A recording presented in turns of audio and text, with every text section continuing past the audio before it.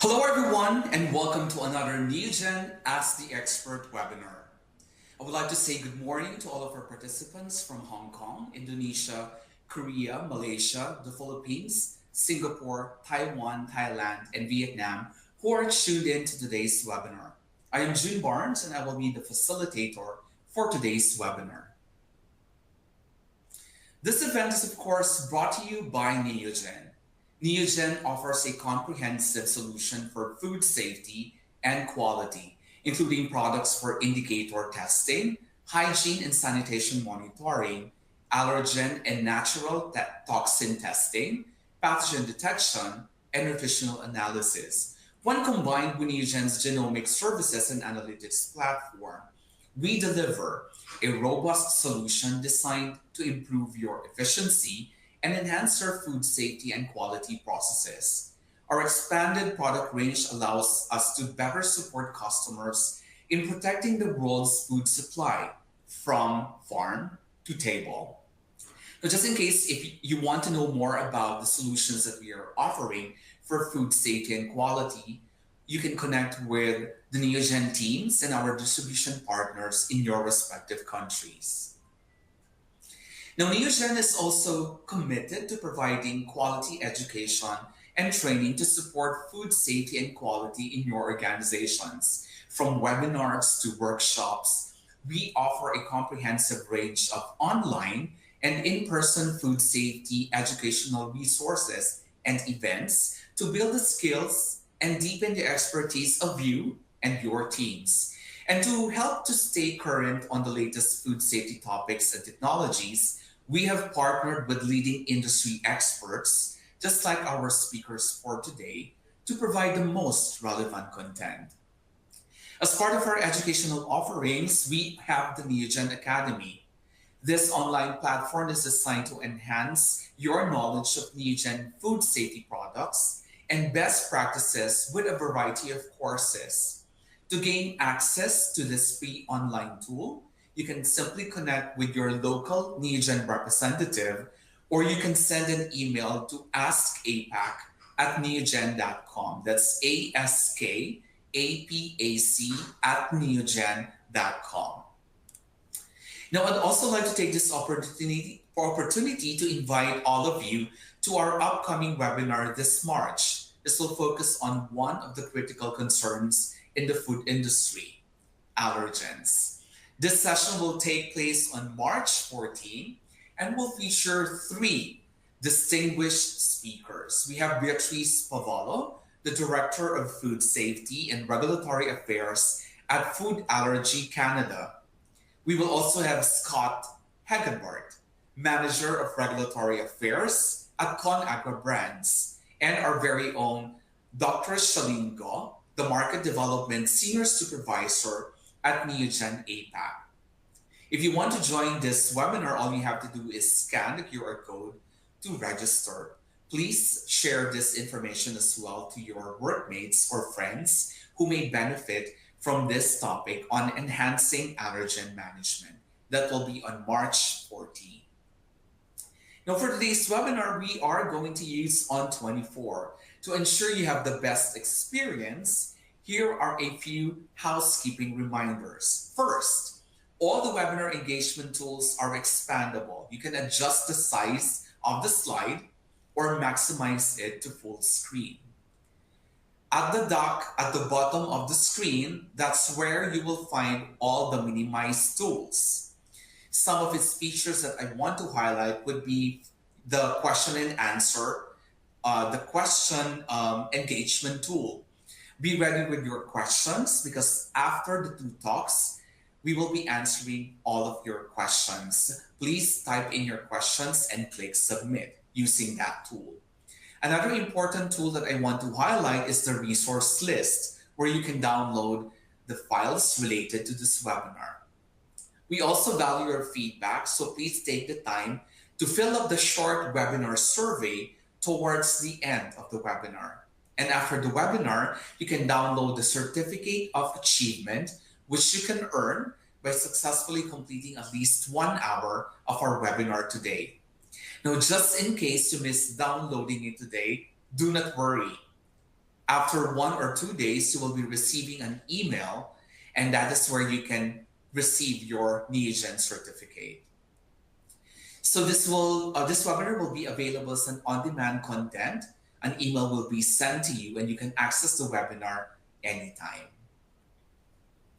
Now, for today's webinar, we have two experts, Dr. Chai Lai-Ching and Scott Egan. Dr. Chai Lai-Ching is one of the most respected and awarded scientists in Malaysia and a sought-after speaker on topics including microbiology and food safety. She pursued a Bachelor of Science degree in biotechnology from University Putra, Malaysia, where she also completed her PhD. Her specialization lies in food microbiology, focusing on foodborne and waterborne pathogens, microbial safety in the food chain, and microbial risk assessment. Currently, she serves as a professor and pro-vice chancellor on education, employability, and alumni at Sunway University in Malaysia. Scott Egan, on the other hand, is the Regional Technical Services Manager for Neogen Asia Pacific. In this role, Scott leads transformative changes across field technical services, laboratory technical services, and field application scientist teams, collaborating closely with sales, marketing, and global resources. Before joining Neogen, Scott gained extensive experience in pathology and industrial microbiology, where he held roles in quality control, research and development, and process improvement for diagnostic assay manufacturing. Scott holds a degree in biomedical science from the University of Western Sydney. Dr. Chai and Scott will be our two experts who will share their insights on why it is crucial to be serious with Be Serious. Now, our webinar for today is particularly special as we're deeping dive into a single bacterium, which is Bacillus cereus. This focus comes in response to a growing interest, especially across the Asia-Pacific region, where a substantial number of food companies are increasingly concerned about the impact of B. cereus. We have conducted a survey during the registration, and we found out that 43% of the registrants for this webinar are currently testing for B. cereus. To be honest with you, I was a bit surprised because based on my understanding of the market, it's not really that much of a focus, but I learned that it's actually very much in demand testing within the region. Now, for those food manufacturing companies that are testing for B. cereus, a majority at 66% would test 1 to 10 samples per week. 12% of the respondents test between 11 and 30 samples weekly, while another 12% tests more than 50 samples per week. For the remaining 10%, they would test 31 to 50 samples weekly. And another finding that we found out during the registration is that a majority are still using conventional methods, following either BAM or ISO standards. 19% of the respondents are using alternative methods, while the remaining participants are either sending their samples to a third-party laboratory or have not specified the test methods that they are using. So I'm really hoping that with our session today, you will have a better understanding of B. cereus. We are also going to cover pathogenicity of this microorganism, as well as available detection methods and the challenges that are associated with them. At the latter part of our webinar for today, we are going to provide you with more information about the latest addition to our Neogen Petrifilm portfolio. That is the Neogen Petrifilm B. cereus gum plate. Now, since we're going to focus on B. cereus, we want to have a poll question first before we continue. How would you assess yourself now based on your understanding of B. cereus? You can rate yourselves from 1 to 5, 1 being the lowest and 5 being the highest. We'll give you a few seconds to respond to this poll question. And of course, our ultimate goal here is that wherever you are at this moment, hopefully after the webinar, you'll be able to go at least one level higher in terms of your understanding of B series. I'm also hoping that you will have a better appreciation of this microorganism, particularly within the APAC region, where some of the local products that we have is quite prone to having contamination of B cereus. We already have about 28% of the attendees responding to our question. Let's have a few more seconds so that we can wait for the responses of the other participants. Again, we want to say thank you to our participants who are at about 368 at the moment. Thank you so much for spending your Tuesday morning with us. We are already at about 140 of you giving your responses. Let's check your level of understanding on this microorganism.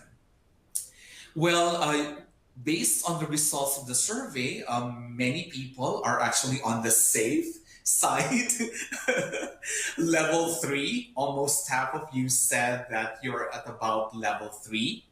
We do have a group of respondents, about 25% of you at level 2, and about 19% said that they have level 1 understanding. That means they have very little understanding and probably appreciation of this microorganism. There are a group of people who have a relatively higher understanding of B cereus, level 4 at 7.3, and about 5% of the participants are already at a level 5. So again, we are hoping that for the majority of the participants who are at level 3 below, we hope that you will have more information about this microorganism and a better appreciation on why it's significant to have understanding on this microorganism. I believe all of you are already ready. So at this point, I would like to present to you Dr. Chai Lai-Ching to share with everyone why it's important to be serious with B series. Hi, Dr. Chai. Good morning. Hi, good morning, June. The stage is yours, Dr. Chai. We are eager to learn from you. Thank you. Thank you so much. Thanks for the platforms being provided. And a very good morning, everyone. I'm very happy to be here and very excited also to see that we have, I think, more than 300 over attendees on this platform. Okay, let us start. Today we are going to chit-chat a little bit or share a little bit on this very interesting topic on Bacillus cereus. To just share a little bit of my secret with you is that my favorite pets other than Campylobacter is actually Bacillus or Bacillus cereus.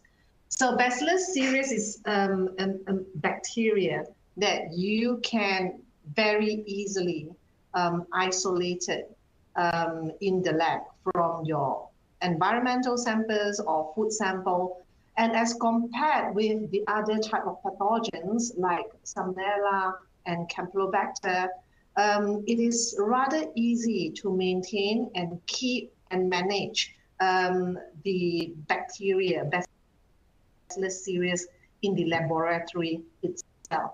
And also it's very fascinating, to see how Bacillus cereus grow on your plate. The colony looks very, very beautiful and can be very colorful on the plate itself, depend on the plates that you are using. So it's very, very colorful. So let's talk a little bit about Bacillus.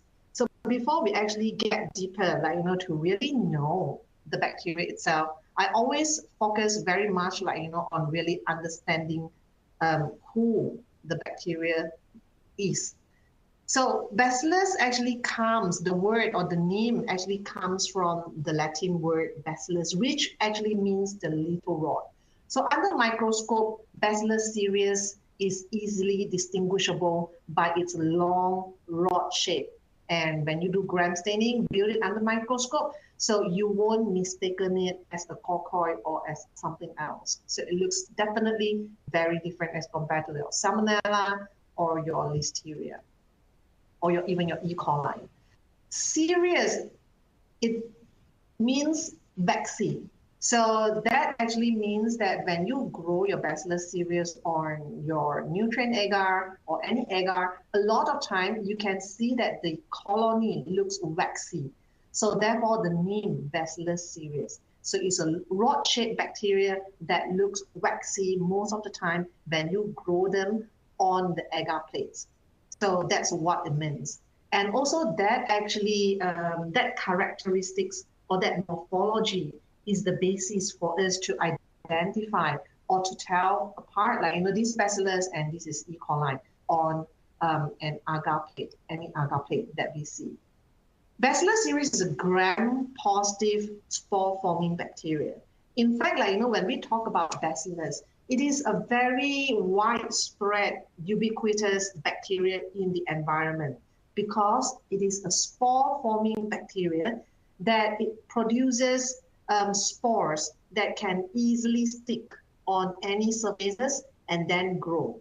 So that's also why it become a concern in food producing environment, as Bacillus cereus can just spread very easily and stick on any surfaces and continue to grow if you are not careful enough. When we talk about Bacillus cereus, a lot of times, so we are talking about a group of Bacillus bacteria that are genetically very, very similar.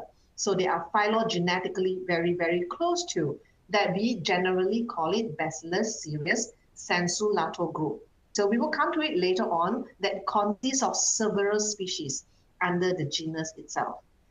Bacillus cereus can be easily found in food, in soil, in water, or in environment. If you do not believe me, so you can just go ahead and take a swab and swab your hands or your table right now and isolate, process your sample in the laboratory. You will be easily isolate Bacillus if they are not Bacillus cereus. Any Bacillus bacteria can be found on any surfaces.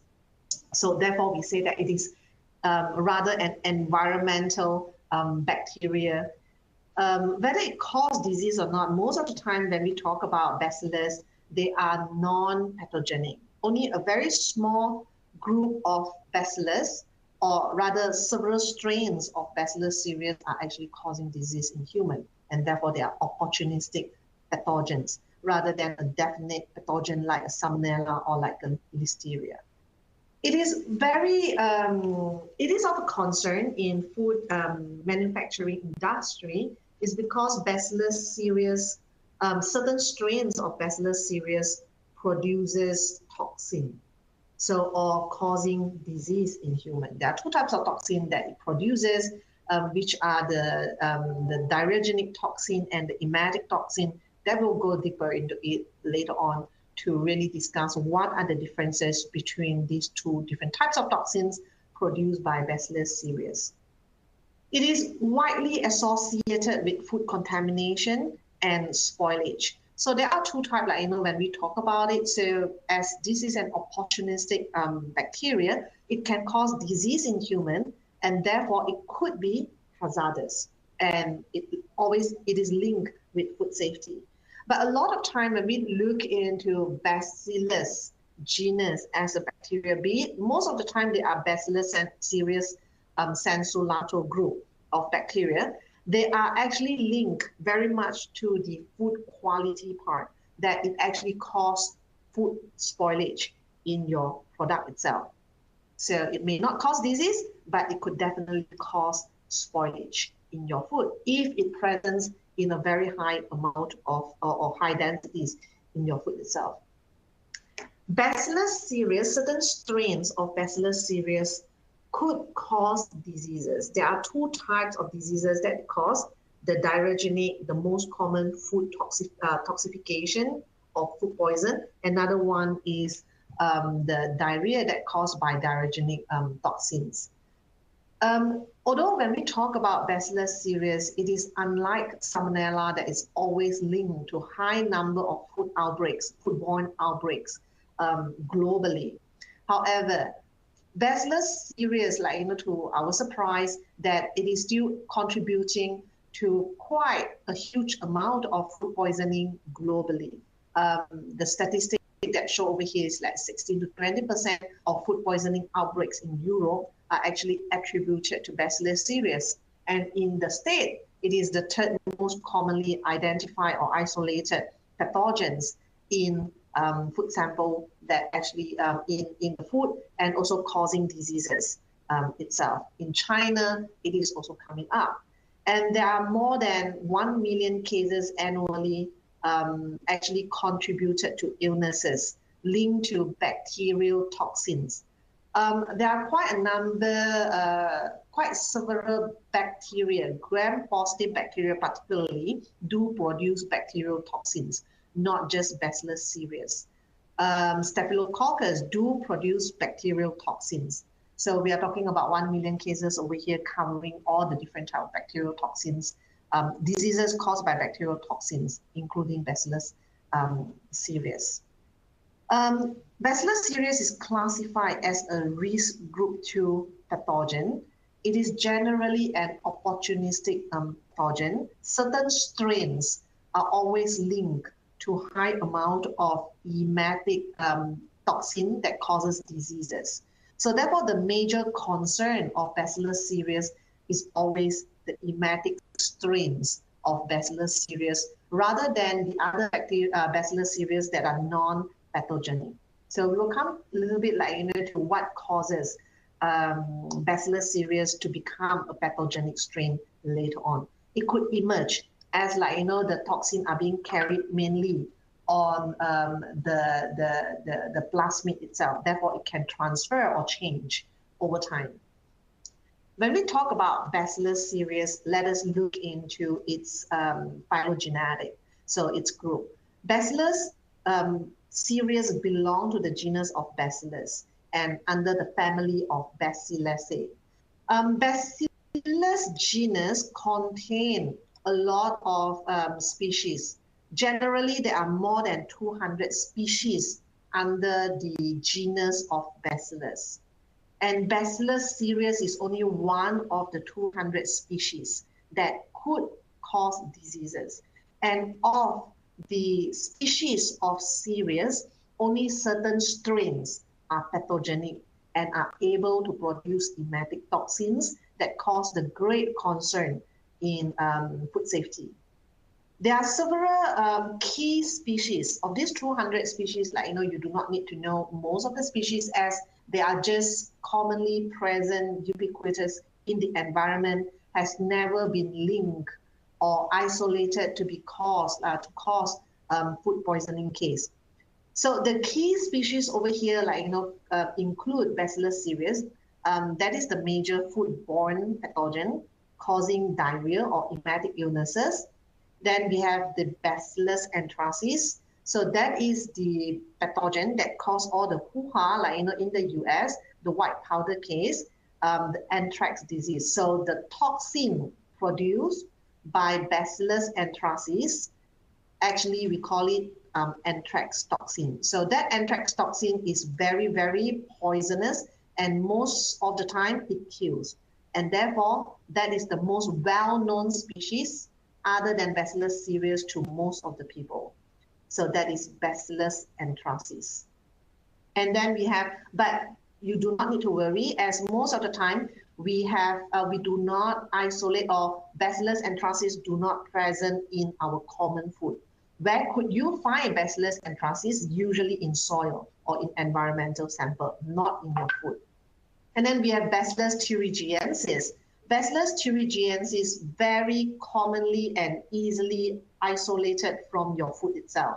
It looks very, very similar and genetically very close to your Bacillus cereus. Generally, you cannot differentiate between Bacillus cereus and Bacillus thuringiensis. Even when you are using automated microbial identification machine that you could use like Vitek or Biolog, they could not differentiate Bacillus cereus and thuringiensis look exactly similar.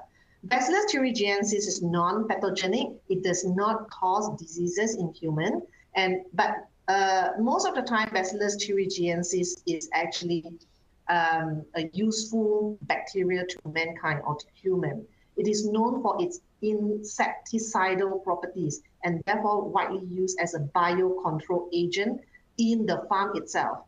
It has also been found, to be able to promote growth in a lot of crops. And therefore, this is a good bacteria that is widely used in the farm level. And as you could imagine, if this is used as a biocontrol agent in the farm, then it could be widely found contaminating or present on the surfaces of a lot of your food crops. And when you send the samples to the lab for identification, so you could identify high number of Bacillus cereus-like bacteria that most of the time you consider them as a Bacillus cereus.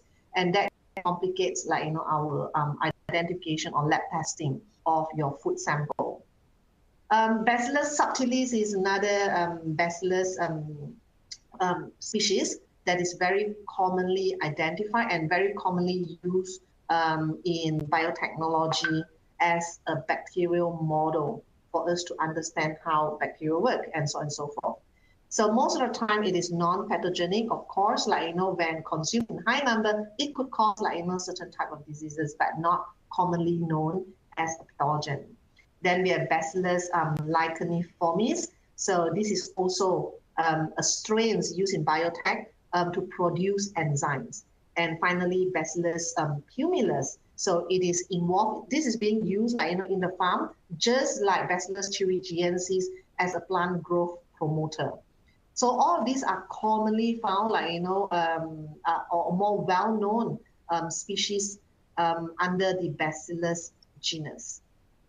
When we talk about Bacillus cereus, or when we use ISO methods that you commonly use in your laboratory to isolate Bacillus cereus, so most of the time we are not isolating the Bacillus cereus itself within that species, but rather we are isolating a group of Bacillus species that looks very similar to Bacillus cereus that is of concern in the food industry. So we call this group as Bacillus cereus sensulato group. Sometimes it is written as Bacillus cereus S.L. So that S and L stand for sensulato.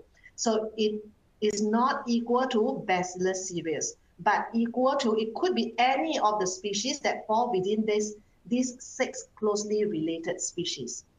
So what are these species? They are the Bacillus cereus, and that is actually the target of what we want to isolate. And Bacillus anthracis can look very similar to Bacillus cereus, but you do not need to worry so much of Bacillus anthracis as they do not commonly present in food unless you are isolating it from the soil sample. Thuringiensis, as what I have mentioned, it is closely genetically related to Bacillus cereus, except for one gene different, and it looks exactly similar as Bacillus cereus. Even when you are using biochemical tests, trying to differentiate between cereus and thuringiensis, you are not able to do so. You can only differentiate cereus and thuringiensis by using molecular method or PCR method. But Bacillus thuringiensis is non-pathogenic at all. Then you have Bacillus mycoides and Bacillus pseudomycoides. These two could look very similar to Bacillus cereus too. I think 50% of the time when you isolate mycoides and pseudomycoides, you could see that their colony appear on the agar plates are actually looks like rice oil. So there are legs that come out, extend out from the colony itself. So that most of the time they are either mycoides or pseudomycoides. So they are closely related too. And lastly, Bacillus vehans stephanensis, a cycle-tolerant species that is able to grow under low temperature. Food quality risks to your refrigerated food. So this is not commonly known as pathogens. So the only pathogen that we are looking into within the Bacillus series sensolato group are just ants, but has not the constant for most of the time. So generally, you are isolating Bacillus cereus sensolato group, and you need extra steps to define real Bacillus cereus that you are trying to identify or not. And we'll actually discuss later on whether if this is Bacillus cereus, are they the pathogenic? Are pathogenic. Most of the Bacillus cereus are non-pathogenic. So this is a very versatile bacteria that present commonly in the environment. Therefore, it also means that it is very difficult to entirely exclude or decontaminate or exclude Bacillus cereus or Bacillus bacteria from your food producing environment. It is commonly, you can easily isolate them on any surfaces. They are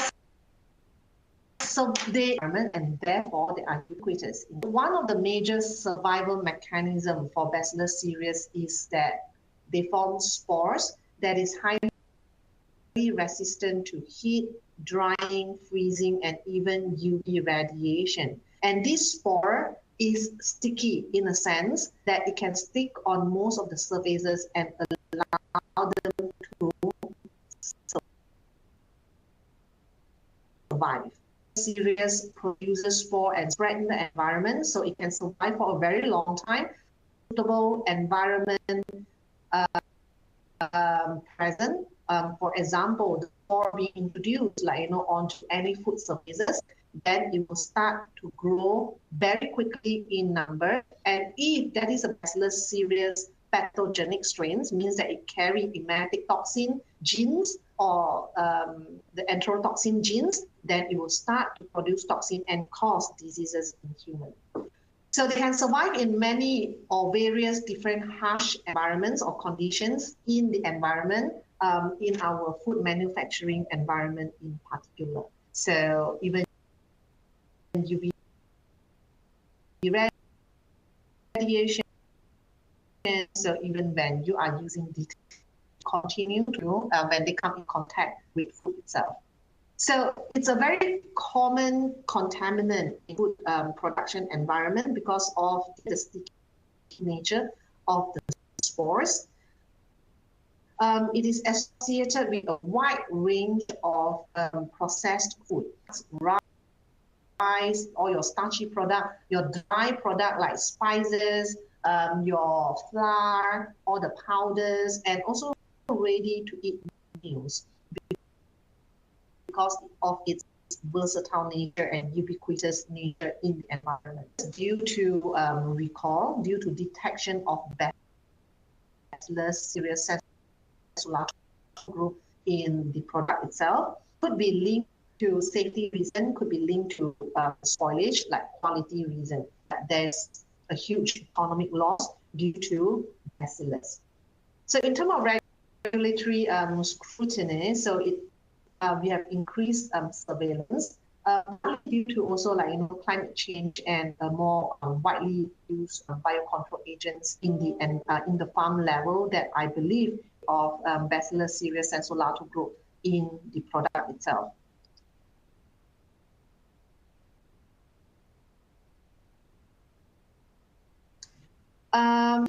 When we link to or associate with Bacillus cereus presence in most type of the food, including starchy food, dairy products, meat and poultry, ready-to-eat food, as well as all your dry products.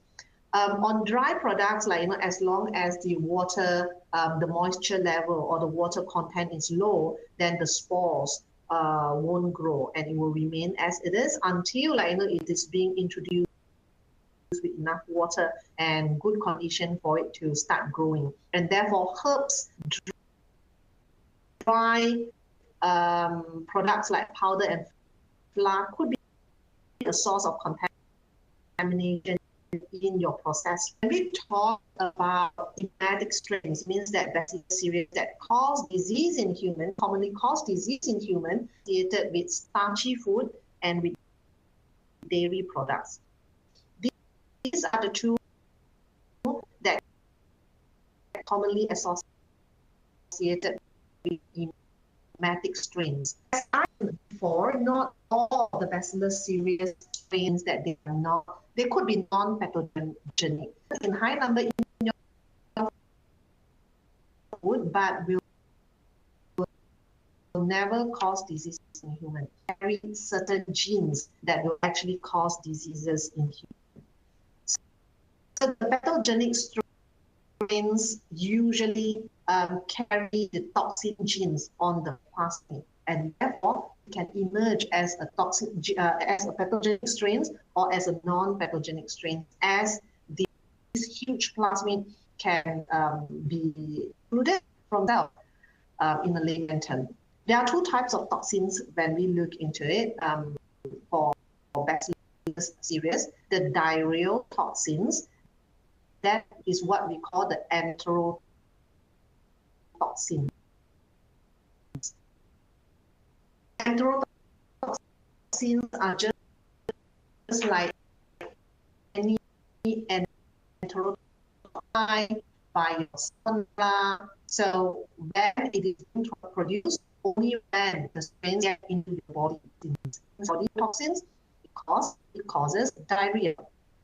And the second type of toxins that bacillus cereus produce, and that is what we are more concerned, or when we talk about bacillus cereus, we are concerned about is the enzymatic toxin. Is cereulite, we are calling over here toxin, and enzyme resistant toxins means that when it is produced by the bacteria, by bacillus cereus, generally you cannot denature the toxin by heating the product.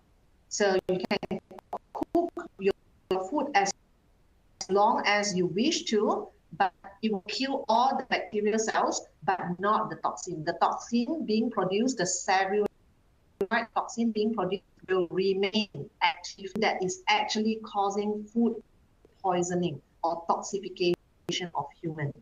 So we will come to the symptom in a while. So diarrheal toxin, diarrheogenic toxin, or the enterotoxin basically cause diarrhea. Include watery diarrhea, abdominal pain. Just you have food poisoning due to E. coli or due to salmonella. So a lot of diarrhea and could be vomiting also. Usually, where do you find the strains that produce diarrheogenic toxin? They are usually in protein-rich food types. Whereas your bacillus cereus that carry cereulite genes or enzymatic toxins, they are usually carry or more commonly found in starchy stuff. So the specific mix will actually induce production of more commonly associated with starchy food. When human consume high amount of cereulite toxin, any symptoms that you experience when you consume poison, acidification effect. So you might feel like your head spinning, reaction is vomiting, to throw out or to exclude the toxin from your body. So that's the natural reaction of your body would do, rather as compared to diarrhea, because enterotoxin will only produce when the bacteria reach your gut. So the only thing to move toxin or the bacteria or the pathogen from your body is through diarrhea. But If this is poison, so it will start inducing reaction when it is in your stomach. And for the easiest way for your body to remove the toxin is by vomiting out the food itself. And therefore the two different syndrome or symptoms that we are seeing over here. The emetic bacillus cereus, they cause the major risk. The cereus is always the emetic strains of bacillus cereus. So this is the food safety cause or linkage of bacillus cereus then when we talk about pathogen rather than the enterotoxin part. It is usually found in starchy food, as I mentioned, and what is more concern to most of us is that it doesn't produce any sign of spoilage. You would not be able to tell, and it may have already carried high amount of cereus.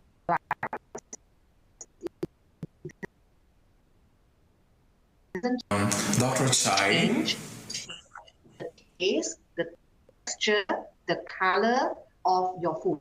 Wouldn't be able. So you can eat like the in the food itself. Yes, is my. Dr. Chai, we are experiencing some lags on your part. I think it will help if you can turn off your video first, so that we can just concentrate on listening to your presentation. The lag is getting a little worse, and we just want to make sure that everyone gets to listen to you well during your presentation. Sure. Thank you. Sure.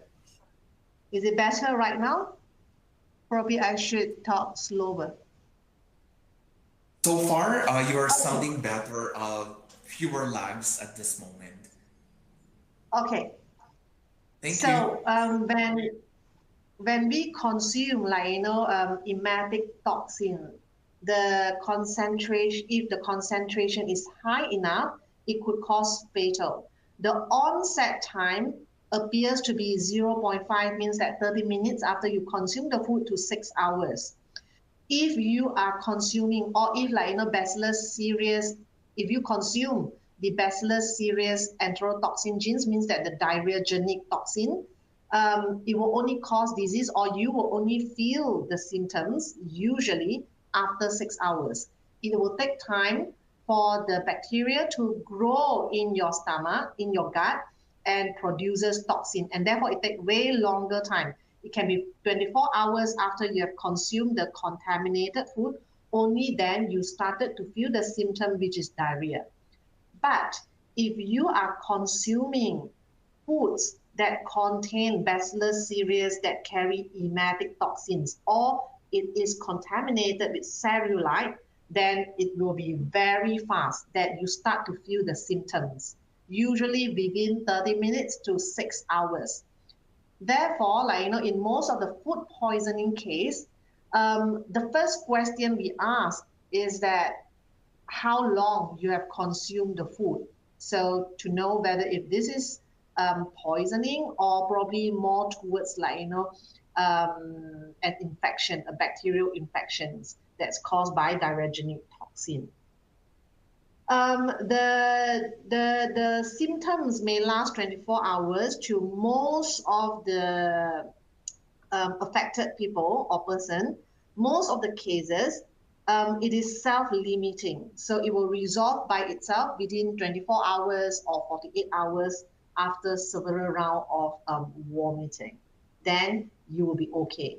But to some people, particularly to elderly and to young children, it could be fatal. And to those who have immunocompromised diseases, then it could be very fatal. So it could cause organ failure and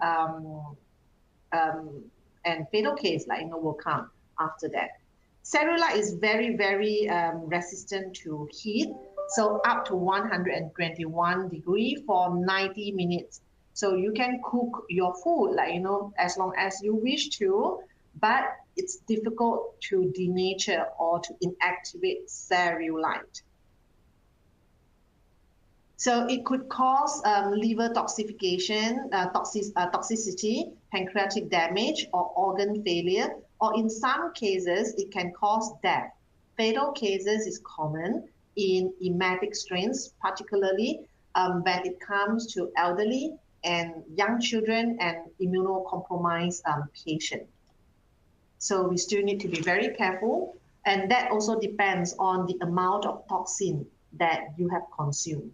There have been cases being reported in China in certain period of time, certain season, that the certain food is being contaminated. I think it's a starchy food, glutinous rice product that is being contaminated with emetic strains of Bacillus cereus, and it actually caused death in the whole family. So I think 3 or 4 deaths in the whole family. So it can become very serious if the emetic toxin is high enough.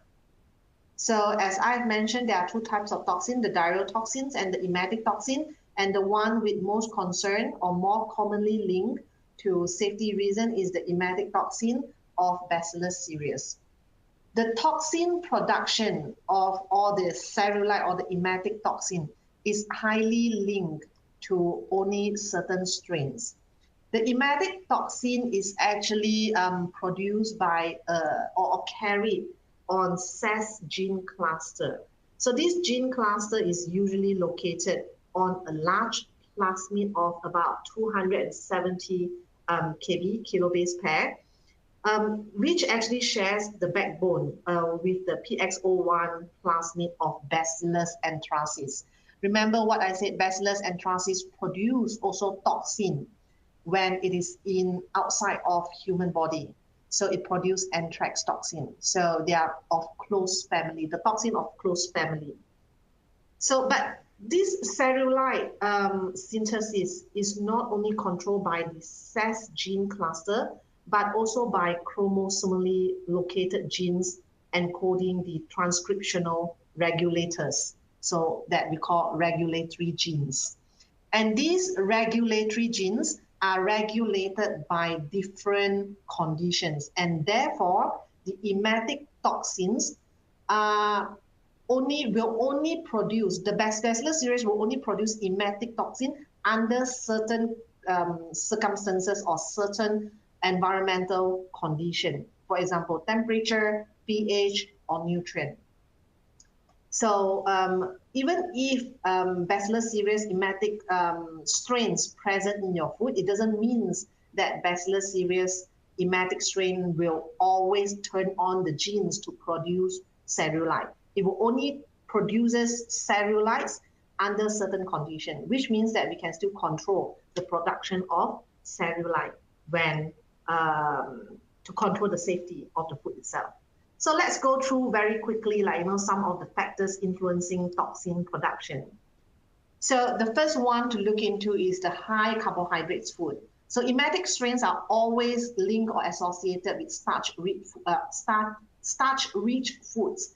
Particularly starch-rich foods contain high amount of glucose or glutamate, because glucose and glutamate has been shown to enhance cerulite toxin production.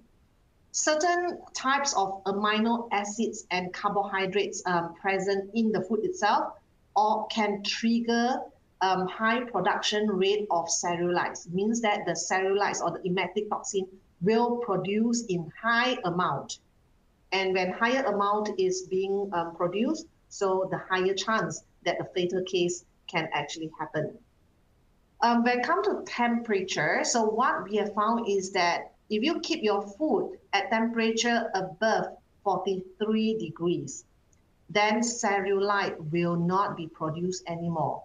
We have observed under high temperature, although Bacillus cereus will continue to grow. Bacillus cereus can grow up until temperature of 48 degrees Celsius, but cerulite will stop, they will stop production when temperature rise beyond 43 degrees. But if you were to ask, which temperature favor higher level of production of cerulites, that is very much depending on the strains, as your Bacillus cereus strain can grow way faster. Like some of the strains can grow way faster at lower temperature. Some can grow way faster at slightly higher temperature. Similar trend we have observed, like in the cereulite production. But keeping the food beyond 43 degrees is safe to ensure that no cereulite is being produced. And therefore, if you keep your food, in your bain marie, so if you set your temperature at 50 degrees and your food can be slightly lower temperature compared to the hot water bath that has been set, anything go below 40 degrees, there will be high chance that Bacillus cereus will start producing your cereulite or the emetic toxin in the food, particularly if you are holding starchy food or your red bean soup, green bean soup, lentils, and so on and so forth. Then a lot of emetic toxin or cereulite will start to be produced. So temperature is very important in controlling. Make sure that your food is hot enough. Oxygen environment. Cereulite production needs oxygen to be produced. So to ensure that or to exclude or stop production of cereulite by your emetic strains, one thing that you could do is to keep your food anaerobic. So remove all the oxygen. It can be vacuum pack of your rice. So you want to keep your rice for a longer period of time, and to ensure that it is safe, then keep it in a vacuum packaging or under modified atmosphere packaging. Although Bacillus cereus will still grow under anaerobic condition, but they will not produce cereulite. pH range. Generally, Bacillus cereus can grow under a wide pH range, in acidic food, acidic condition to alkaline condition, but production of cereulite mainly remain in the neutral level. So if your food pH fall within 6 to 8, then there's a higher chance of higher production of cereulite. Food moisture level, so basically it is linked with high water content, high water activity, that is actually linked to the Bacillus cereus growth. And for Bacillus cereus to start producing cereulite, generally what we have observed is that it's always linked to a higher density. When Bacillus cereus grow beyond the density of more than 10 to the power of 5 CFU per gram in food, then it will start to produce high amount of cereulite. So high inoculum of Bacillus cereus is linked to high production of cereulite in the food itself. So therefore, how you store food is important to ensure that cereulite is being maintained at low level. So Bacillus cereus can present in the food. It may cause food spoilage, but will not cause disease, at least if you control it well. So let's look at the detection and challenges in detection of Bacillus cereus in the laboratory.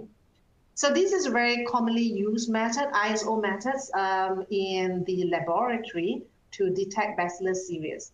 So generally, unlike Salmonella or Listeria or pathogenic E. coli that you need to enrich, you need to have an enrichment step, and then it go on positive detection or negative detection of the pathogen. Bacillus cereus is based on quantity. So you sample your food product and stomach it, and after that spread on the agar surfaces on your medium, and you grow it and you start counting your colonies the next day. So by legal requirement, there's always a standard or threshold being set, that Bacillus cereus is not allowed to be more than 10 to the power of 2 per gram, or in 5 samples, being tested, not more than 3 are detected positive, or so on and so forth. So it's always on quantity. And therefore, the detection of Bacillus cereus require you to count colonies of Bacillus cereus in the laboratory. There are several types of media that is commonly used in detection of Bacillus cereus. This is the most commonly used agar in the laboratory for detection of Bacillus cereus. That is the MYP agar, the mannitol egg yolk polymyxin agar. This is the standard agar being used. The typical characteristics or morphology of Bacillus cereus is that always look pink or red due to the inability to ferment mannitol. And they are often surrounded by a huge zone of opacity due to lecithinase activity of the Bacillus cereus, which means that it breaks down the egg yolk component, and therefore there's a halo surrounding the positive colonies of Bacillus cereus. And what makes it very difficult, for you to identify or to count Bacillus cereus is that because your Bacillus cereus grow, or your Bacillus cereus sensulato grow very, very well on MYP agar, and the colonies are usually very huge with a huge ring of opacity, and that make counting extremely difficult, particularly when the colonies are all red in color. So you need to have a very good eyesight to actually do the counting. And a lot of time you have crowded plates that make counting extremely difficult. Then you have a Pemba agar. So Pemba agar makes counting slightly easier, as it gives slightly different color of your Bacillus cereus, as you could see on the slide over here. Bacillus cereus colony generally will appear as turquoise or peacock blue color due to the pH indicator, that is the bromothymol blue that has been added to the agar, and that changes color and indicate to you that this is a Bacillus cereus. Still has that halo ring due to the precipitation, due to the lecithinase activity in the agar itself. Slightly more expensive, this agar, and it makes counting slightly easier, and the colony looks way smaller as compared to MYP agar. And you have your Baccarat agar. Baccarat agar even makes counting much, much easier. The colony appear as flat and rough colony with pink to orange color. Of course, it give you the ease, of counting, and therefore you need to pay for it. It's even way more expensive, for Baccarat agar. And this is the chromogenic Bacillus cereus agar. Counting is way easier, colony looks smaller and easy to isolate. There are pros and cons of each of the selective media. I do not need to mention, MYP agar, of course, is the cheapest and most widely used agar, as compared to chromogenic agar, give you a lot more ease, in counting due to the color, but it's way more expensive. So it grows way faster, when you use chromogenic agar.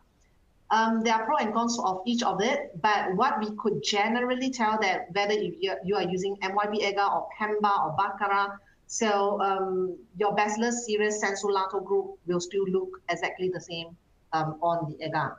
So there's still problem of differentiating the real Bacillus cereus from thuringiensis and so on and so forth. And therefore, a lot of time, PCR or molecular method is needed if you need to really identify Bacillus cereus from the other species. So I would not go in details, as I've mentioned many times, just now on the similar morphology of thuringiensis and cereus, as well as your anthracis and mycoides and your subtilis. But of these four species, Bacillus thuringiensis looks exactly the same as your Bacillus cereus, and even when you are using your bacterial identification machines, you can't differentiate Bacillus thuringiensis and cereus by itself. There are many challenges that we face, in the detection of Bacillus cereus emetic strains. If we were to look into the emetic strains in the laboratory, is that the pathogenic strains actually present in extremely low level in food. Not to mention that our selective agar or our isolating method, detection method that we are using currently only allow us to identify and identify Bacillus cereus sensulato group. So of all those colonies that grow on the plate, if you were to pick all out and do a PCR identification, Bacillus cereus emetic strain may not be present. And quite a number of the presence of bacteria actually, or Bacillus cereus actually present in spore. And therefore you need to actually induce the spore to grow so that you can isolate or you can detect on the agar surfaces. And then the question of toxin detection or bacterial detection.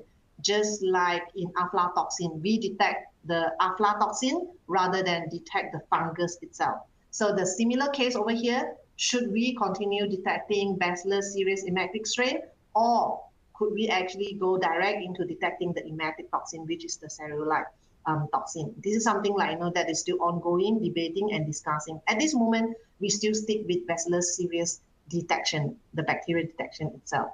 So there are similarity of all the other Bacillus species that make detection difficult. So therefore, can we manage the risk of cereulite or the emetic strain? Of course, yes. So if emetic toxin is the one that we are actually concerned about, that is our target, then look into your raw ingredients. Usually Bacillus come through the raw ingredients, particularly from the farm itself. If your final product is actually starchy food like rice, like porridge, then make sure that you actually ensure that you have very good raw ingredients that come in. Avoid cross-contamination, avoid temperature abuse, make sure that you keep your hot food hot and your cold food cold. And there's one thing that we want when we talk about managing Bacillus cereus or spore-forming bacteria, a lot of time is biofilm formation.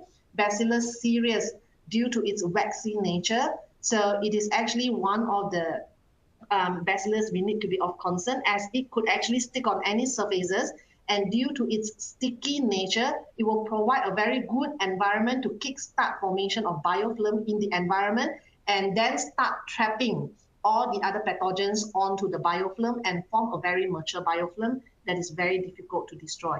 So that's a story that's outside of just Bacillus cereus itself, but the hygiene and the safety in the environment. So always ensure that we understand how cereulite is being produced. So store your food and look into how you could actually prolong shelf life and reduces the chances of cereulite being produced. If there's a need, this is starchy food like rice, you need to keep for a long shelf life, then probably vacuum packaging is the way to go for, as reduce the oxygen will reduce the chance of cereulite being produced. So there are many ways that you can look into it. Always look into also your packaging solutions. So that's all that I want to share, and thank you so much. And sorry for the lag in the middle. Thank you very much, Dr. Chai, for your comprehensive discussion on Bacillus cereus. Later on, we will be asking some questions related to your presentation. Thank you once again, Dr. Chai. So for all of the participants, last year we had a major celebration of the 40th anniversary of Neogen Petrifilm plates. And if you attended our virtual event, you would have seen a preview of the new addition to the Petrifilm portfolio, and that would be the Neogen Petrifilm BC count plate. Now, last month, this product was officially launched globally, and today, our Regional Technical Services Manager, Scott Egan, will provide more details about this exciting new product. So everyone, a virtual round of applause for Scott Egan. Hi, Scott. Good morning. Hi, John. Good morning, and welcome everyone, and thank you for taking the time to join us today. So as already mentioned, my name is Scott Egan. I'm the Regional Technical Service Manager for Neogen Asia Pacific. And today I'm going to talk a bit about a quick recap of Petrifilm Bacillus cereus and then go into the product. So a bit of an overview, talk about the plate, talk about some of the reference methods and studies that we've conducted so far, and then finally finish up with how we actually use the new product, the new plate. So now let's get started with an overview of the organism Bacillus cereus itself. And this is going to be a bit of a recap from what was already covered in the early part of the presentation.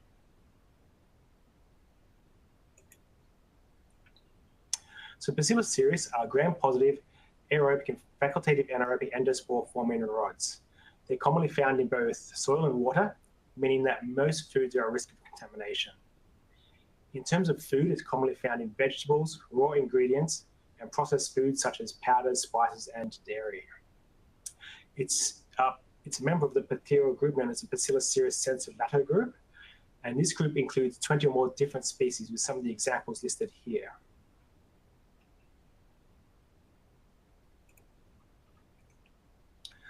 Bacillus cereus strains themselves can produce up to 6 different types of toxins. They also produce endospores that are highly resistant and can germinate back into vegetative cells once favorable conditions are encountered. As a result of that spore formation, they can survive unfavorable conditions, including heating, freezing, drying, and UV radiation. And both the vegetative cells and the spores can adhere to surfaces and form biofilms.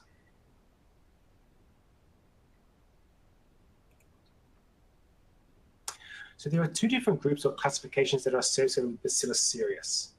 The first is Bacillus cereus sensu-lato group, which translates into in the broad sense. And this is comprised of over 20 different species or strains.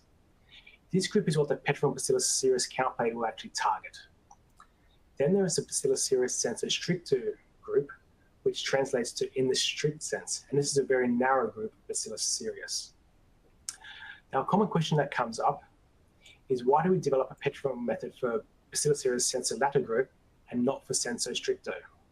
And there are several reasons. Firstly, there is no current culture method that can select for sensu stricto. Secondly, as we already heard, there's no biochemical conformation that will speciate 100%. To do that, we would require a molecular DNA-based method, as they're very, very closely related.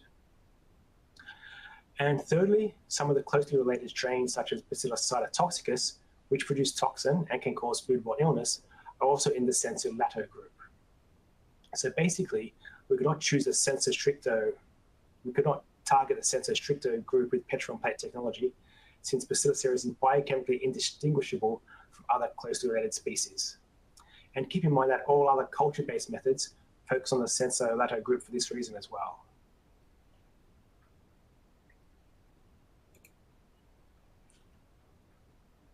In terms of food poisoning, Bacillus cereus is associated with 2 distinct illnesses, depending on which toxin is produced. First is the emetic illness, which is often associated with high-starch foods, and this causes vomiting typically within 30 minutes to 6 hours after ingestion due to toxins that have been preformed and secreted into the actual food itself. Then there was the enteric illness, which is mostly associated with high-protein foods. This illness causes diarrhea and typically takes place about 6 hours after ingestion, as the toxin is formed in the small intestine.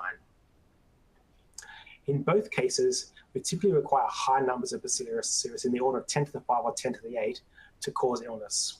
And the illness would typically resolve in about 24 hours or less.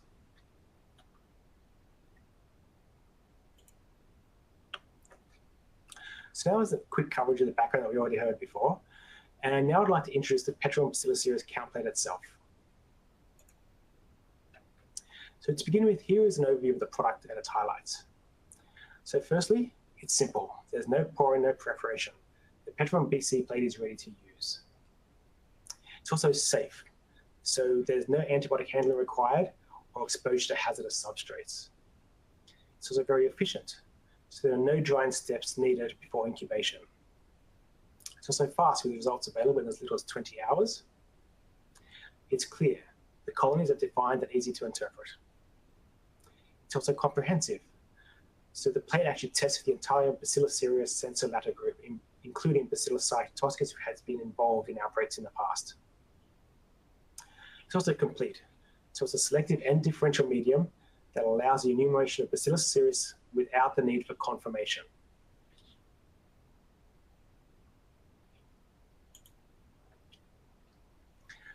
So several technologies have come together to give us this sample-ready, selective, and differential culture media for the enumeration of Bacillus cereus, including the use of proprietary nutrients, a cold water-soluble gelling agent, chromogenic indicators including triphenyltetrazolium chloride, or TTC, and the lecithinase substrate.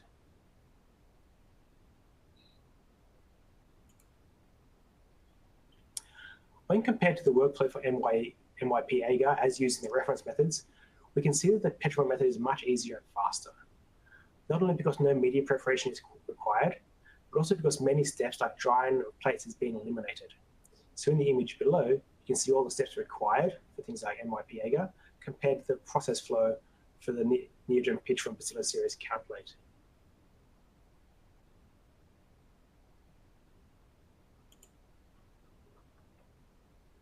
So here are some other important details about the plate. So the stack height with this plate is up to 10 plates, and the sample pH should be greater than 5. The upper counting limit is 100 colonies, and the plating area itself is 30 centimeters squared. The plates are available in boxes of 50 or cases of 500, and also note importantly that the flat spreader must be used, and this is sold as a separate item.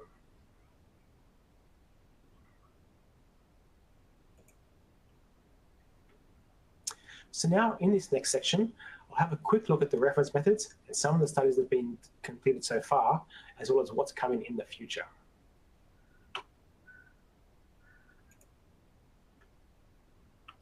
So we use two reference methods during product development and for validations. Firstly, ISO 7932, which uses MYP agar and requires either a 1 ml sample spread across 3 plates in duplicate or 100 microliters in duplicate, resulting in the need for 2 to 6 plates for each sample. The plates incubate at 30 degrees for 18 to 48 hours, followed by confirmation. The second reference method was the FDA banned Chapter 14, which also uses MYP agar and 100 microliters spread plates in duplicate. In this case, for samples that contain high background, background agar may also be substituted. Again, the plates are incubated at 30 degrees for 18 to 48 hours, followed by confirmation.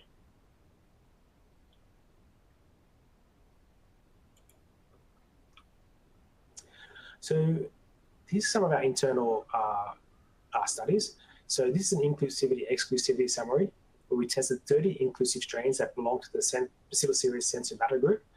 And we also tested 32 exclusive strains that are biochemically similar to Bacillus cereus sensu lato group, but should be inhibited by the selective agents in the plate, or they'll be differentiated from Bacillus cereus by producing an atypical colon of different color, etc.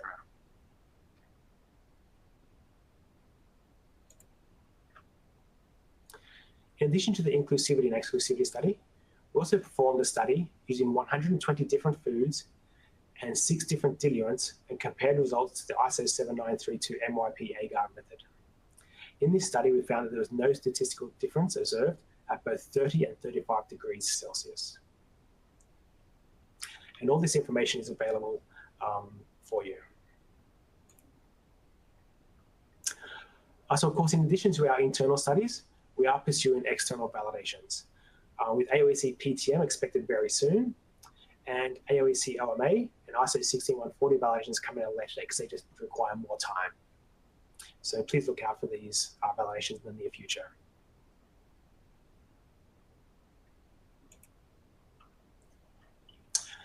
So now let's talk about using the plate. So we'll start with a quick look at storage and shelf life. So like with all Petrifilm, unopened packets should be stored refrigerated or frozen, and once opened, they should be stored at room temperature or frozen. They should not be refrigerated after opening. That's very important to remember. The shelf life for unopened pouches is 12 months at launch, and we'll be doing ongoing studies with the aim to extend it to 18 months in line with other Petrifilm plates. Once open, the plates have a shelf life of 30 days at room temperature, or 4 weeks if frozen.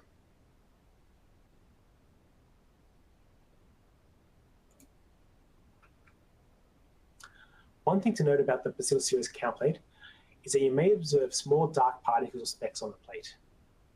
So these are perfectly normal and are part of the manufacturing process. Once the plates are hydrated, they will dissolve and they will no longer be visible. So if you see these, please ignore them. So if you look on the right side, also on your left side, this is an unhydrated plate, and you may see them very, very small blue to purple specks. Once you hydrate the plate with your sample, the specks dissolve and you get a perfectly normal looking plate. So again, just please ignore them specks if you see it. They're not a quality issue. They're part of the manufacturing process.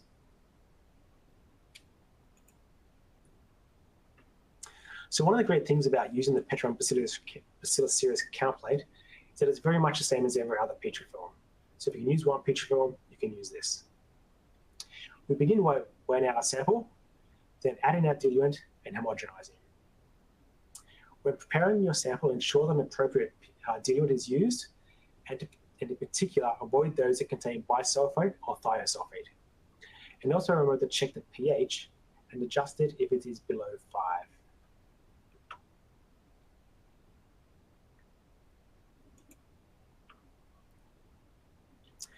So before plating the sample, prepare the plates by labeling across the hinge region. Then lift the top film and dispense 1 ml of sample into the center of the plate. Gently roll down the top film and avoid trapping air bubbles in the process.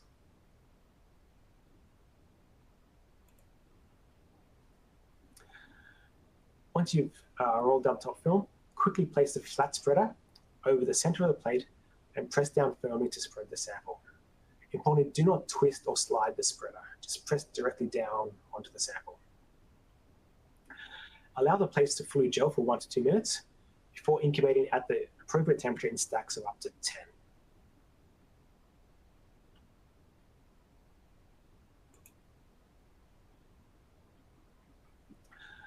After incubation, it's time to examine the plates and interpret them. Remember that the plate is both selective and differential. So Bacillus cereus will be red-violet in color due to the TTC indicator, and they'll have a white precipitate due to the lithicinase reaction. So as you can see in the image here, we have the red to violet color with a white precipitate indicating Bacillus cereus. If we have a red colony without a lithicinase reaction or without a white precipitate, this is a non-Bacillus cereus colony, and the same goes for a blue colony, which is again non-Bacillus cereus due to the glucosidase reaction.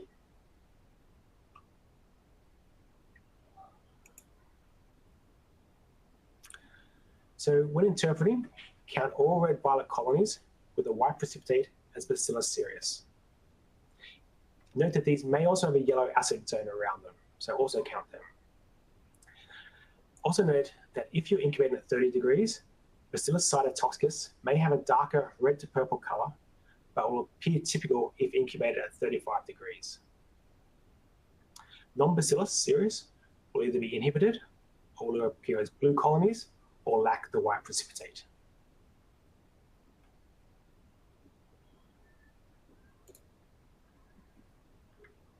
So now we'll look at some of the actual images of the plate. So the image on the left here shows a plate with no growth, while a picture on the right is an example of typical Bacillus cereus colonies showing the red-violet color and the white precipitate.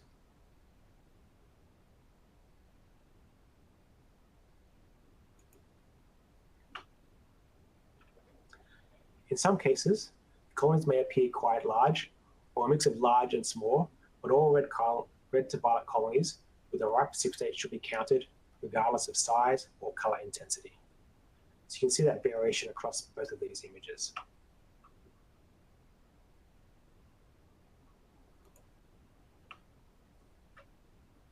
So here are some examples of non-Bacillus cereus, which may lack the white precipitate or appear as blue colonies. Remember that many other organs will be totally inhibited and not grow on the plate at all. So left, red to violet colonies, but no sign of the white precipitate, and therefore not Bacillus cereus. And on the right, blue colonies, and again, therefore not Bacillus cereus.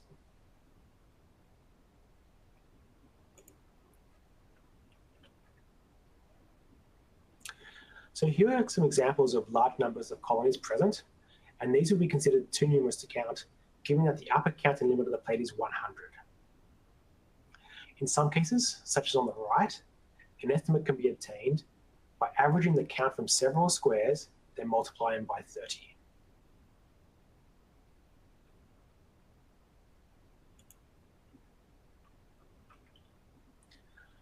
Be sure to not count food particles, which will have an irregular shape, or also artifact bubbles, which can occur due to improper plating. If colonies appear on the foam barrier, these are also excluded from counting. So there's an example on the right side, up in the top left corner. Note that some colonies may be close together, and even share the same white precipitate zone. In these cases, count them as two separate colonies. As an example that we can see in the image on the right side, two colonies very close together.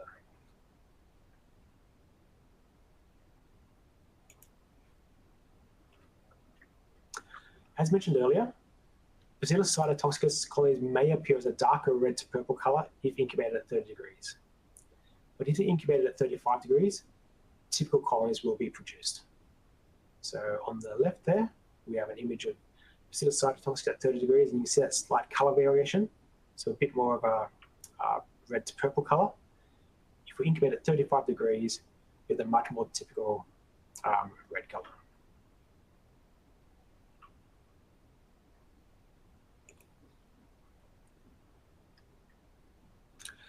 So the final example that I'm going to look at today is a plate where the organism has produced yellow acid zones. In this case, the red-violet colonies and white precipitate are still clearly visible and should be counted as Bacillus cereus. Note that a similar effect is also seen on NYP agar when organisms produce acid.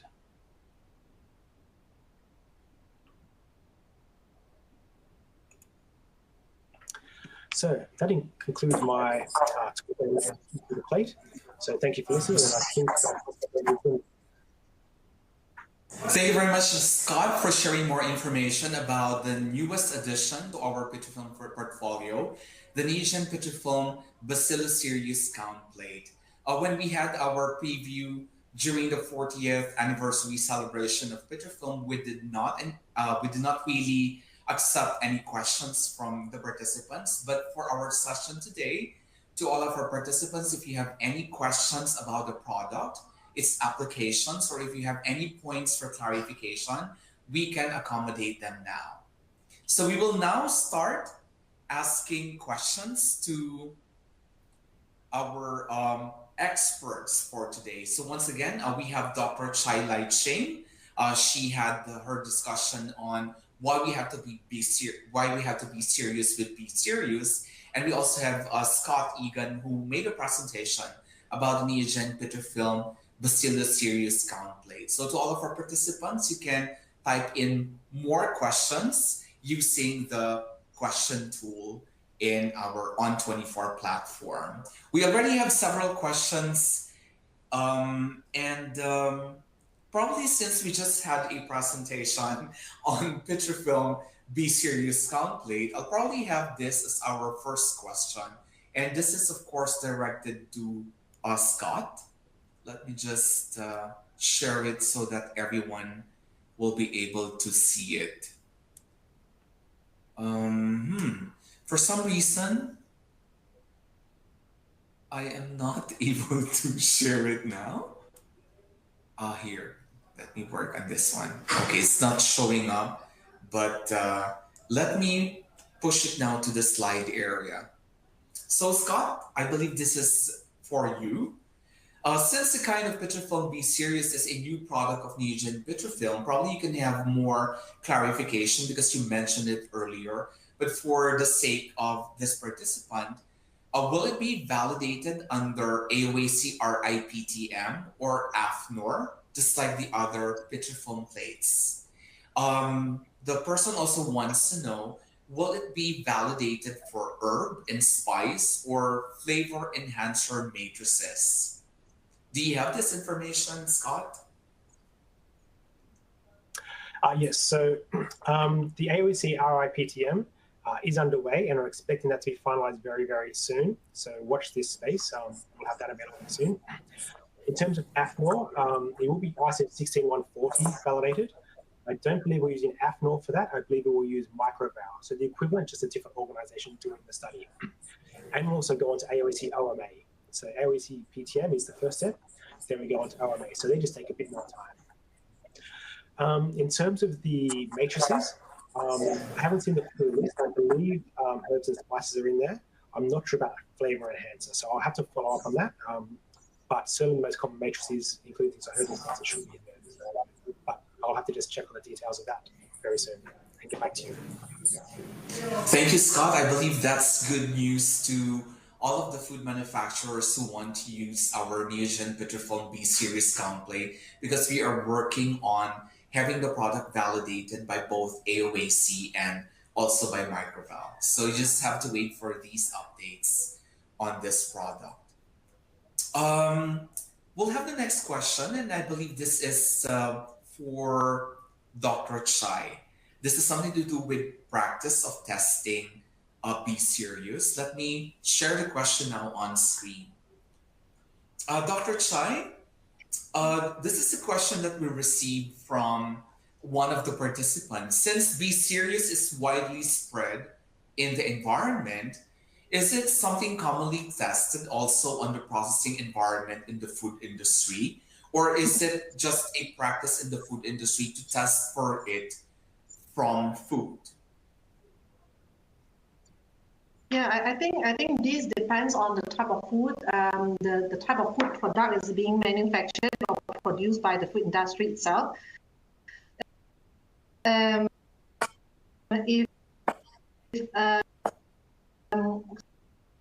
starchy food, like or cereus, it's called, have this experience, like in Malaysia, that we have cases related to UHT milk linked to Bacillus cereus. The industry, of course, do not perform the environmental testing. This only come out recently, that the food industry is being advised, to actually conduct, the environmental monitoring. Before that, it was only, in the food product. So we actually tested positive, for Bacillus cereus strains in the final product of UHT milk. So to trace, where it comes from, so we actually go into conducting environmental sampling, and actually found quite a lot of positive. The source, came from the storage room, that is the raw ingredients of cane sugars and so on and so forth. So basically it's advisable, but I don't think that it is commonly done right now for Bacillus cereus for food safety purposes. Yeah. Okay. Thank you very much, Dr. Chai, for sharing your understanding on the practice in the food industry right now. And I actually have a follow-up question to that, which is directed now to Scott, because there is a participant who is interested to know if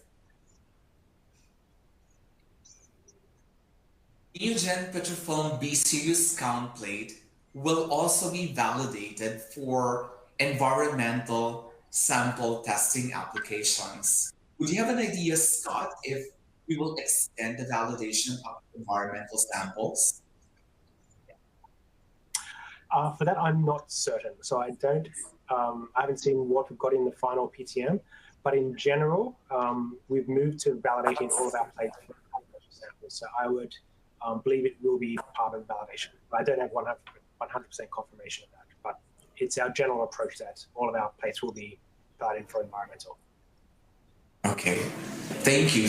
Well, it seemed like some of our participants are very much interested on the application of Neogen Petrifilm B series count plate for environmental samples, and it seemed like some are also interested into checking if they should be checking on B series from their environmental samples. But thank you, Dr. Chai, and also Scott, for sharing your answers. I'll ask now the next question, and I believe this is for Dr. Chai. They're interested on cases of B series outbreaks in APAC, because Dr. Chai, you shared earlier some outbreaks happening in Europe and also in the US. The participant wants to know if there are similar cases that have been reported in our region. And would you have any idea on the prevalence of Bacillus cereus in the APAC region? Quite tough, but yeah, thank you. Any idea, Dr. Chai? Yeah, thank you, June. I'm so sorry, I will off my video because I think it's a bit lag on my part over here. So it may come out smoother, with just my voice. In terms of the hospitalization cases, like, clinical cases in, I think, Southeast Asia, it's very difficult, like, to really get these type of statistics, like, for us to actually link, like, how many cases are actually linked to Bacillus cereus toxification. But I think one of the more common statistics that we could get may actually come from Taiwan and China, that there has been reported cases of fatal cases that actually link to Bacillus cereus emetic strains, or the cereus as per se. But statistic, like, to mention just like something that we see, like, in the US, in the Europe, it can be very difficult, like, for us to actually obtain for APAC. Yeah. Thank you, Dr. Chai, and I totally understand. I think that's one area that we have to improve on within APAC region, data gathering, so that we can have more like basis and again, information for the food industry in terms of cases of outbreaks related to B cereus. I am ready now for the next question, and this is directed to you, Scott. They're actually related to each other.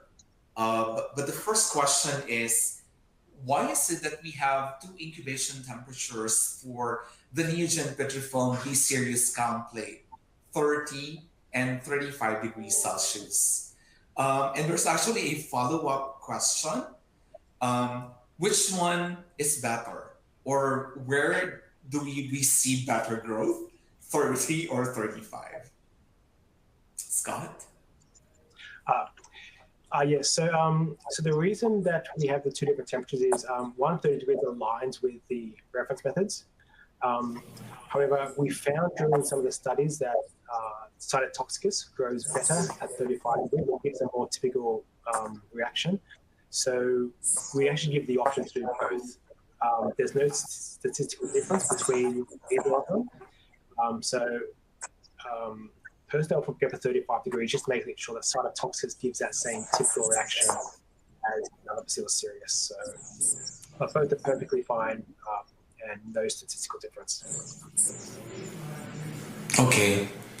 Dr. Chai, I want to ask you this question because it's actually about the practice of B cereus testing in Malaysia. I'm not sure you have knowledge about this, or just in case you have any information available. Probably my question for this is Bacillus cereus part of the regulated microorganisms in Malaysia? And if ever it is, what is the microbial limit of Bacillus cereus in Malaysia? Again, I'm not sure if you have the information, but just in case you have any reference, probably it's something that you can share. Yeah. Actually, for Bacillus cereus, unlike Salmonella and Listeria or pathogen E. coli, it's very, very straightforward that we will apply, like, based on the Food Act, is zero tolerance policy. But according to the Food Act, like, it just cover, like, the ready-to-eat foods should not contain any pathogenic microorganisms. So under the Food Act or food regulation. So which means that if, like, if you look at Bacillus cereus as a food-borne pathogen, the emetic strains, so it's a zero tolerance. So if we are looking into, this is ready-to-eat food. So if we are looking into the guidelines, like, for raw ingredients or, like, processed food that need further processing, there's a certain limit being allowed, like, not, if not mistaken, I may not be correct or accurate, not more than 10 to the power of 3 or 10 to the power of 5. So there's a limit, like, being provided. But for ready-to-eat food, the debatable part is that it's Bacillus cereus that we detect over here right now, Sensulato group, considered as pathogenic bacteria. Okay. So I hope that answers the question to whoever sent this question. And we are now ready for the next question. This is for you, Scott, in relation to the newest Petrifilm plate that we have. For this participant, she said that most of the products that they are manufacturing are high acid products. What should be used to reach the needed pH before using the Petrifilm for B cereus for pH adjustment?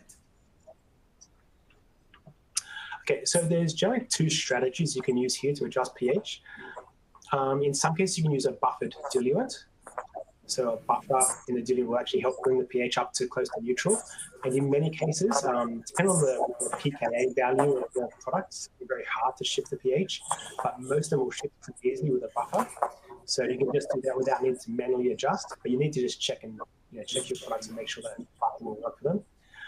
The other option is to use something like sodium hydroxide. So just check your product and then use sodium hydroxide to adjust the pH up closer to neutral. So those are the two options we have. Okay, thank you, Scott, for answering that question. And this one is more about the characteristic of B cereus being able to produce biofilms. Dr. Chai, this is the question.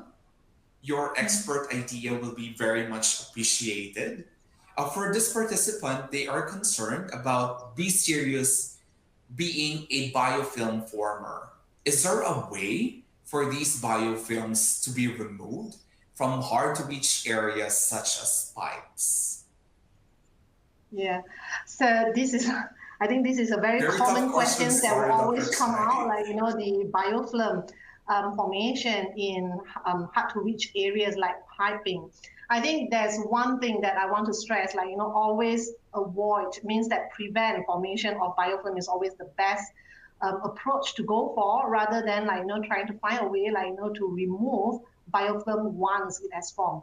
There are different stages biofilm can form. So when biofilm has formed, has reached the mature level, it means that the final stage of the biofilm, then I'm so sorry, it's very sad to tell you that it's almost impossible to remove any biofilm using chemical approach. So the only one way that you can go is mechanical approach to detach all the pipings and using scrubbing to scrub away the biofilms, mature biofilms in particular that has already formed. So therefore, if you have all this piping system, always be very careful and look into cleaning in place mechanism to avoid and to prevent the attachment of any cells that will lead to formation of biofilm. So cleaning frequently is very important. Thank you. I think it's really prevention, right?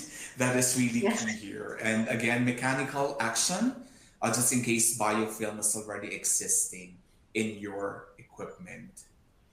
So probably this is the last set of questions that we will have for our speakers. For the rest of the participants, again, we will try answering your questions through the email that you have provided during registration. And the last question for you, Scott, is related to plating onto Neogen Petrifilm B cereus count plate. The question is, can the diluent that we are currently using for plating onto Petrifilm plates also be used for Petrifilm B cereus count plate? We hope to just have one set of diluted samples for plating into all the Petrifilm plates that they are using. Will that work?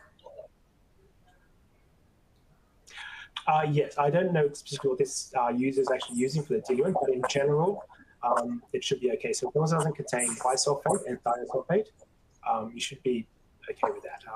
Of course, just confirm what you're actually using, check the product instructions, and make sure that it's one of those. I'd say generally best. Thank you, Scott, for the clarification. And now this is the last question, or shall I say questions, because there are actually two questions given to Dr. Chai Lai Ching. And to all of our participants, before we have the last question for Dr. Chai, I just want to inform you that we're going to have a game right after the Q&A. So please stay, because we are ready to give prizes to our top 3 winners once again. Dr. Chai, these are the 2 questions for you. The participant said, "Thank you, Dr. Chai, for your presentation. Hope to share two questions below." The first question, Dr. Chai, is what kind of B cereus is mentioned in regulations? Is it just presumptive B cereus, or do they have to look specifically for B cereus? And the second question is, there are many testing methods for B cereus in food.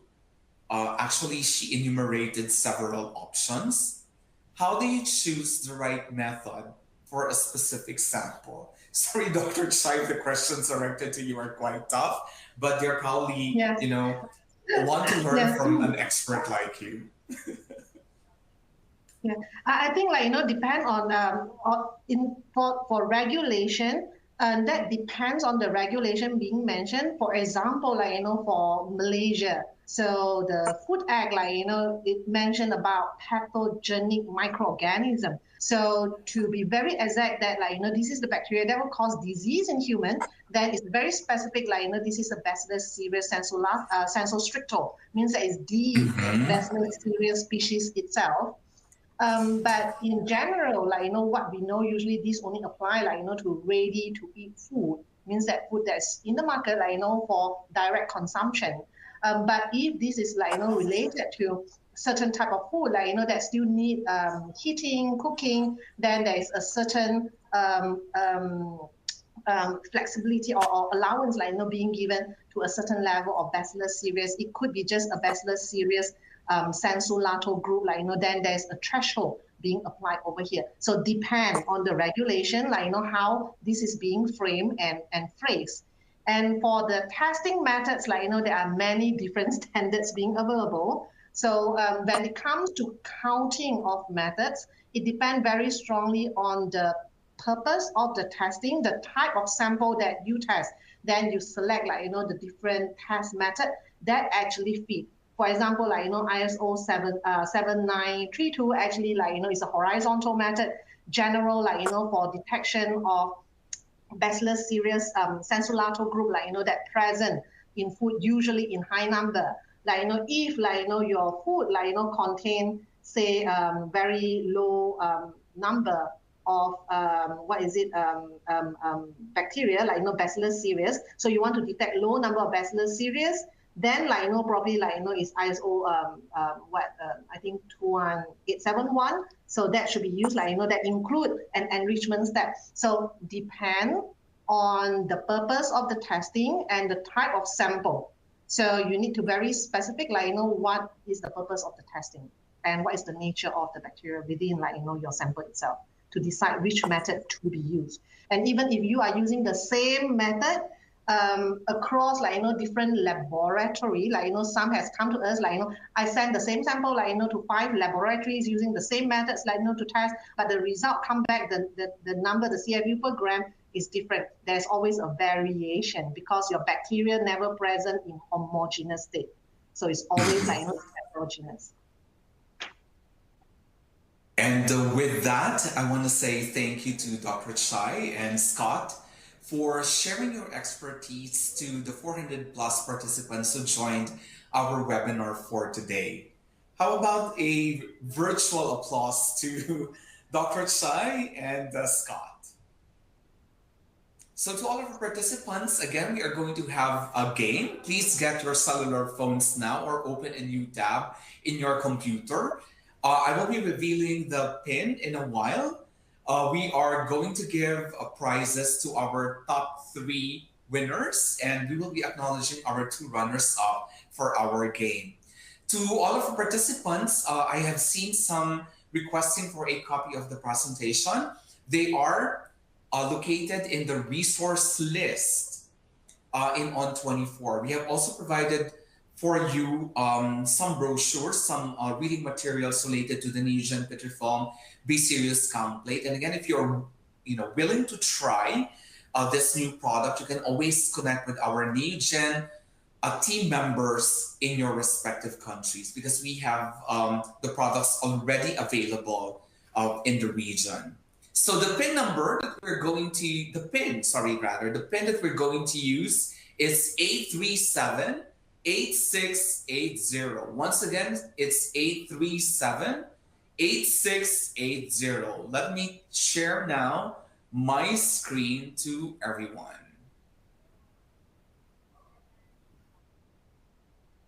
I hope you can see the screen now. And if not, I'll probably need some help from Bank for sharing. Okay, it's now showing up. Thank you very much,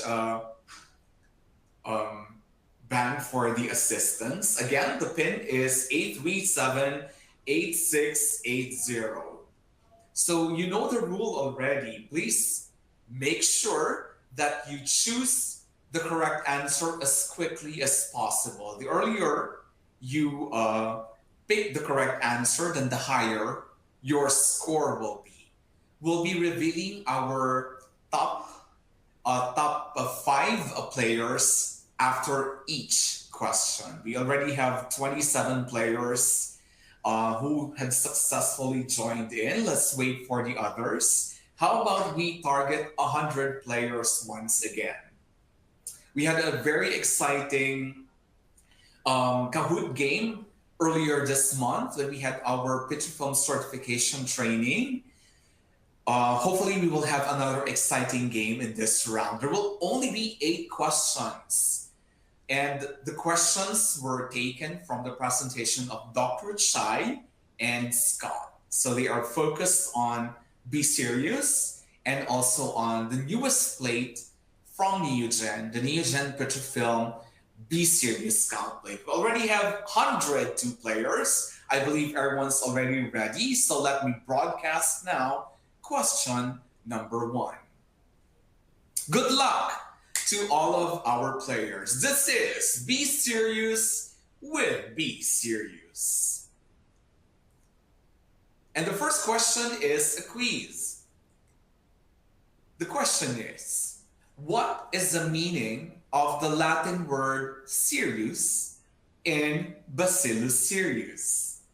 Is it red, waxy? Is it blue, little rod?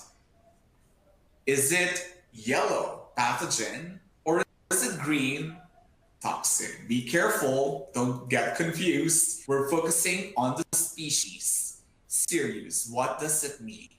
And the correct answer is waxy. A majority of you got the correct answer, but let's check who are part of our scoreboard. We have Nick on the top spot.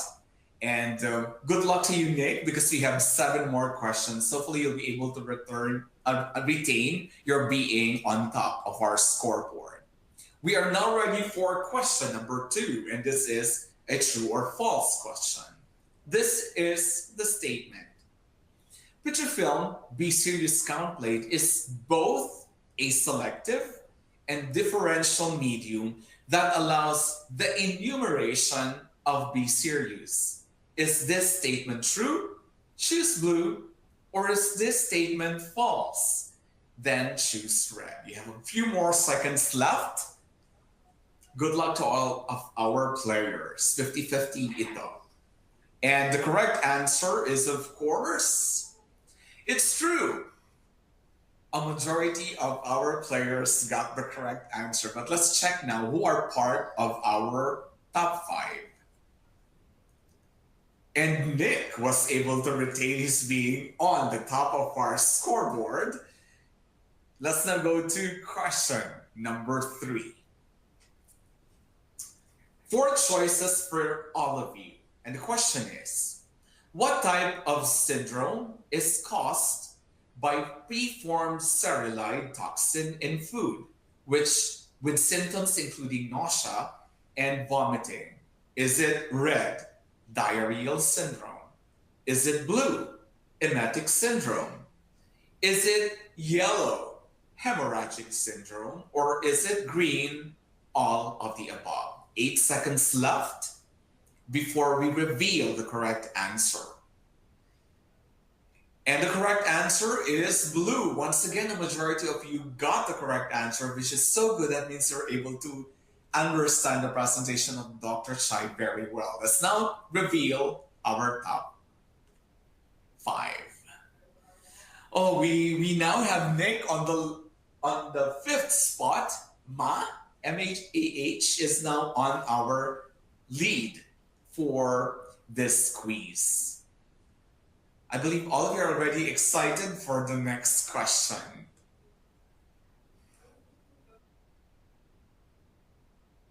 True or false? This is the statement. Once cereulide is produced, it's easily damaged by heat and pH changes, making it safe after food is reheated or processed.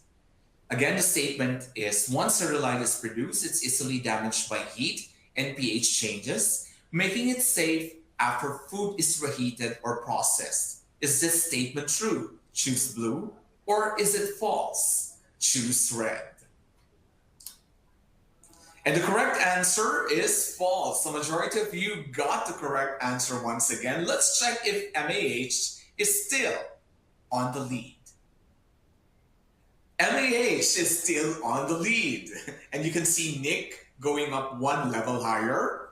Let's now go to question number 5. Question number 5 is a quiz. And the question is, where does Bacillus cereus produce diarrheal toxins? Is it red in the small intestine? Is it blue in the large intestine? Is it yellow in the stomach? Or is it green in the food before ingestion? 6 seconds left before we reveal the correct answer. And the correct answer is, of course, in the small intestine, and 74 of you got the correct answer. This is really very encouraging. But MAH is now out of our top 5. Nick is back. There are 3 more questions left. Nick, let's check if you'll be able to retain your being in the lead. Let's now go to question number 6. 4 choices for you for this question. The question is, which factor or factors trigger and enhance cereulide production in foods? Is it red, improper storage, temperatures of food? Is it blue, the oxygen environment? Is it yellow, foods that maintain a neutral or slightly acidic pH? Or is it green, all of the above? Good luck to everyone. The correct answer is all of the above, with 92 of you having the correct answer. But let's check who are now part of our top 5. This is getting more exciting. Sunset is now on the lead in our scoreboard, and we lost some people who have been consistently part of our top 5. Okay, rapidly changing. Good luck to all our players as we go now to question number 7. This is very exciting. How I wish you're doing it live, in person. You have to check now which among the following statements about B cereus are true. The statement is the one which is not true. Is it red? They produce endospores. Is it blue? They are gram-positive bacilli. Is it yellow? All strains are pathogenic. Or is it green? None of the above. The following statements about Bacillus cereus are true, except statement number a color yellow. All strains are pathogenic, and 70 of you got the correct answer. Let's now check our scoreboard. MNC Nika is now on the lead. Nick is back on the 4th spot, but again, we'll be rewarding only our top 3. So good luck, because we are now ready for the last question. The question is, how does Bacillus cereus colonies appear on the Neogen Petrifilm BC series count plate? Is it red, red-violet colonies with a cream or white precipitate? Is it blue, red-violet colonies with gas? Is it yellow, pinpoint red colonies with no cream white precipitate? Or is it green, blue colonies? This will now determine who will be our top 3 winners. The majority of you got the correct answer, 117, but only 3 will be rewarded. To all our top 3 winners, please make sure that you connect with anyone from our Neogen team members in your country, or email us again at askapac@neogen.com. It's now time for me to reveal our top 3 winners. On the 3rd spot, congratulations to Nick. Okay, you were able to make it in our top 3. W is our 2nd placer, and on the top spot, congratulations to MNC Nika. I think I know her. Congratulations also to May and Van Soshi, our runners-up. Thank you very much for joining our session for today, and see you once again for our next session happening on March 14. This will be our allergen webinar. Hope to see you there. Have a great day, everyone, and enjoy your lunch. Thank you.